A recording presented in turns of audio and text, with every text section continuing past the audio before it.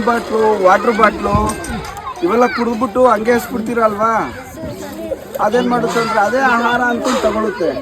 ಮತ್ತು tin bottle ಏನಾದರೂ cap ಬಿಸಾಕಿದ್ರೆ ನೀವು ಹೋಗೋ ಟೈಮಲ್ಲಿ ಹೋಲ್ ಇರುತ್ತಲ್ವಾ, ಆ ಹೋಲಿಗೆ ತಲೆ ಹಾಕಿದಾಗ ನೋಡಿ ಈ ಥರ ಅದಕ್ಕೆ ತೊಂದರೆ ಆಗುತ್ತೆ. ನೀವೇನೋ ಪ್ಲಾಸ್ಟಿಕ್ ಯೂಸ್ ಮಾಡಬೇಕಾದ್ರೆ ಸ್ಕೂಲ್ ಒಳಗೆ ನಿಮ್ಗೆ ಡಸ್ಟ್ಬಿನ್ ಇರುತ್ತಲ್ವಾ, ಆ ಡಸ್ಟ್ಬಿನ್ ಯೂಸ್ ಮಾಡಬೇಕು ನೀವು, ಓಕೆನಾ? ಇದೇನು ಗೊತ್ತಾ, ಒಂದು ರ್ಯಾಟ್ ಸ್ನೇಕು ಅಂದರೆ ಇಂಡಿಯನ್ ರ್ಯಾಟ್ ಸ್ನೇಕ್ ಅಂತ ಹೇಳ್ತೀವಿ. ಇದೊಂದು ಕೆರೆ ಹಾವು. ನೋಡಿ ಆದಷ್ಟು ಬೇಗ ಬಂದರು. ಗೌರ್ಮೆಂಟ್ ಶಾಲೆ ಆಗಿರೋದ್ರಿಂದ ನಮಗೂ ಅದು ವಿಷದ ಯಾವುದು ಅಂತ ಗೊತ್ತಿರಲ್ಲ.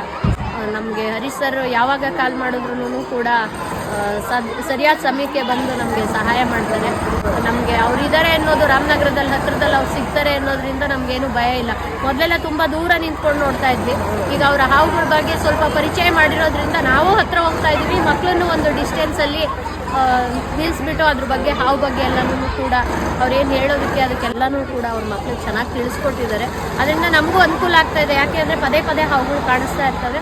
ಹಾಗಾಗಿ ನಮಗೂ ಕೂಡ ಒಂದು ಇನ್ಫಾರ್ಮೇಷನ್ ಸಿಗ್ತಾ ಇದೆ. ಫ್ರೀಯಾಗಿ ಒಂದು ಇನ್ಫಾರ್ಮೇಷನ್ ಕೊಡ್ತಾ ಇರ್ತಕ್ಕಂಥ ಹರೀಶ್ ಸರ್ ಅವರಿಗೆ ಧನ್ಯವಾದಗಳನ್ನ ಹೇಳ್ತೀನಿ. ಸೇಫ್ ಆಗಿದೆ. ನ್ಯಾಚುರಲ್ ಆಗಿ ಒಂದು ಇಂಜುರಿ ಇನ್ಫೆಕ್ಷನ್ ಆಗದಿರೋ ಥರ ಮತ್ತು ಇದಕ್ಕೆ ಬಿಟ್ಬಿಡೋಣ. ಇದು ನೋಡಿದ್ರಲ್ವಾ, ರಿಲೀಸ್ ಕೂಡ ಆಯಿತು. ಜಯ ಆಂಜನೇಯ.